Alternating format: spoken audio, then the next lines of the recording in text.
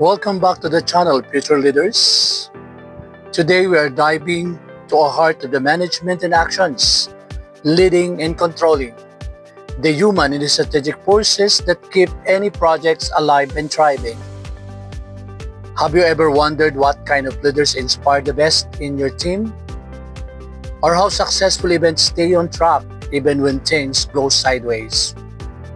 In this video, we'll break down the leadership style, core traits of the good leaders or the great leaders in a practical ways to motivate teams and resolve conflicts. Then we'll move into controlling, the secret weapon behind the project success, where you learned how to monitor progress, adjust quickly, and measure what matters.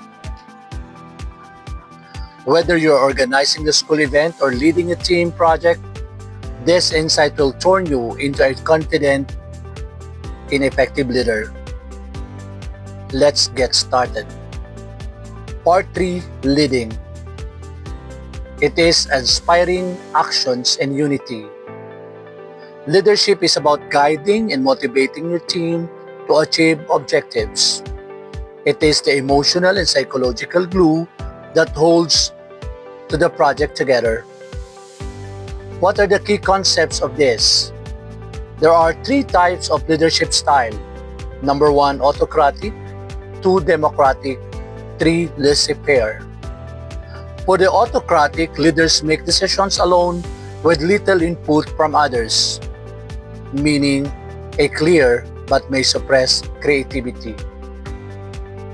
Democratic leader involves team's members in decision making. It is more engaging and more participative in nature. Laissez-faire leader gives full freedom to the team and make decisions and work independently. This is more on trust-based, good for skilled teams. What are the core traits to consider if you are managing an event?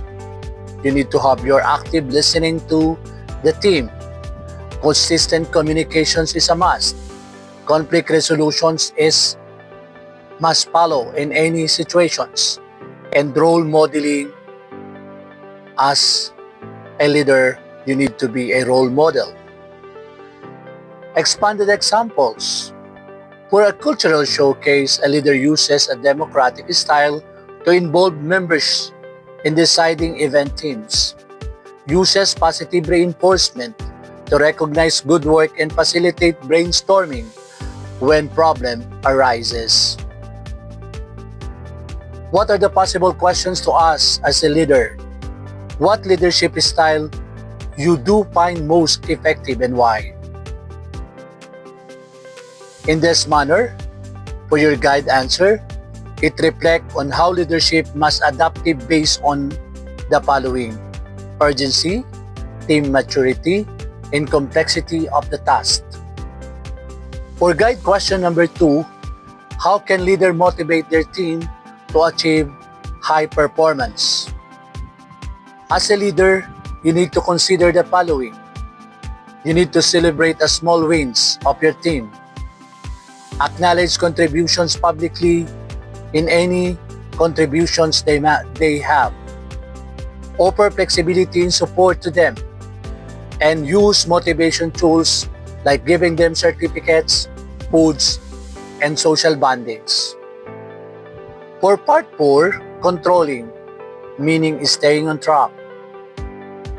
Controlling is about monitoring performance, comparing it with goals, and making adjustments as needed.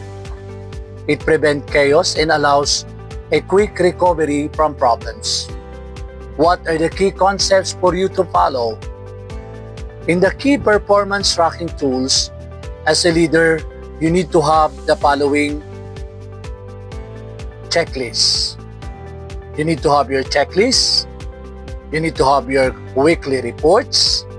You need to have your KPI or key performance indicator reflecting the budget, attendees confirmed, and the ticket sales. You always have to have the corrective actions if any. You need to adjust the plans in any instances or relocate resources if possible. What are the expanded example of this? During the fundraising concert, the leader notices a low early ticket sales. After analyzing feedback, they switch from physical to online sales, launch a plus promo, and boast feedback ads, etc. What are the guide questions for you for the leaders to follow? How can a leader effectively monitor the progress of the event? For the guide answers, we always check the status of the meeting. We always track the apps on what had happened to the meeting. And always feedback forms is ready for the team and for the stakeholders. For the guide question number 2, what are some common pitfalls to avoid from providing feedbacks to team members? As a team leader, you need, or it is a must for you to, don't blame individuals. Always focus on the issue. Give timely and private feedback. Use positive tone even if when pointing out errors. In conclusions, the interconnected principles in practice. As a student, you need to reflect on this. A good plan is nothing without organizing resources. Organization fails without inspired leadership. Even a strong leadership needs control mechanism to stay on track.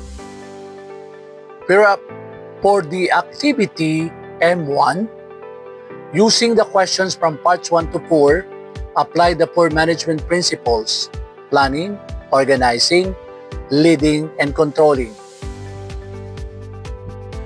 By simulating the mini project, plan a mock event and present your management strategy based on these principles.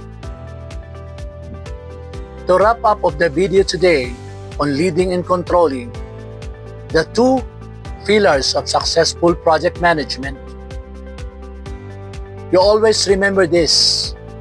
Planning sets the directions, while organizing builds the system, and leading fuels the team.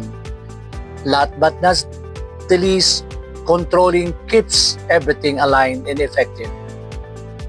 Now it's your turn. Drop your thoughts and share the planning experiences in the comments.